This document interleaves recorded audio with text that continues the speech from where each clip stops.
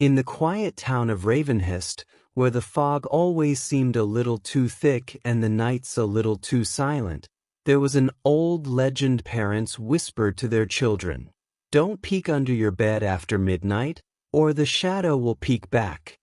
For 16-year-old Alex, these were just silly tales meant to scare kids into behaving. He had heard it all before, especially from his grandmother, who lived in a rickety old house at the edge of town.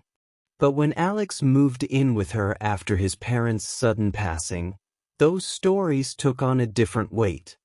His room was in the attic, cramped with antique furniture and a bed that seemed older than time itself. From the first night, something felt off.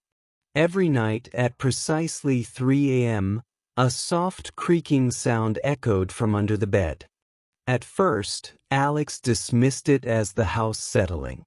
But the noise grew louder, more deliberate, almost like footsteps. He tried to sleep with headphones on, blasting music to drown out the sound, but it always crept through. The faint, rhythmic creaking, like someone pacing beneath the floorboards. One night, curiosity and fear gnawed at him until he couldn't resist. Armed with a flashlight, he leaned over and peeked under the bed. His breath caught in his throat. There, deep in the shadows, were two glowing eyes, wide and unblinking, staring back at him. A slow, eerie smile appeared beneath them, teeth gleaming in the dim light. He shot upright, heart pounding. Was it a trick of the light? His imagination? He told himself it was. But each night the eyes returned. And each night they came closer. During the day, Alex's mind raced. He scoured the house for answers, finding old journals and faded photographs. One name kept appearing, Samuel, a boy who had lived in the attic room decades ago. He had vanished without a trace. The last entry in an old diary read, "The shadow is hungry. I hear it calling my name." Desperation clawed at Alex. He tried everything. Salt lines around the bed, locking the door, leaving the lights on. Nothing worked. The creaking grew louder, the whispers more insistent. One night, as he lay frozen in bed, the voice called his name, soft, almost gentle. Alex. He didn't move. Sweat poured down his face. The whisper came again, closer this time. "Alex, why don't you come down here?" Tears welled in his eyes. He wanted to scream, to run, but his body refused to obey. Slowly, the bed began to shake. The floorboards groaned as if something massive was pressing up from below. Suddenly, the whisper turned into a growl.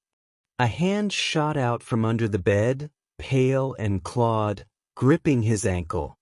Alex screamed, kicking wildly, but the grip tightened. He was pulled halfway off the bed, his nails scraping the wooden floor as he fought for his life. Then, as suddenly as it had appeared, the hand vanished. The room was silent. Alex lay on the floor, gasping, tears streaming down his face. The only sound was his own ragged breathing. He decided then, he had to get out. That morning he packed his bags. But as he tried to leave, his grandmother stopped him. Her face was pale, eyes hollow. "You've seen it, haven't you?" she whispered. Alex nodded. She grabbed his arm, her grip surprisingly strong. "You can't leave," she said. "It won't let you." That night, Alex lay in bed, the room colder than ever. He didn't sleep. He couldn't. Every shadow seemed to stretch toward him, every creak of the old house a warning. At 3 a.m., the room went silent.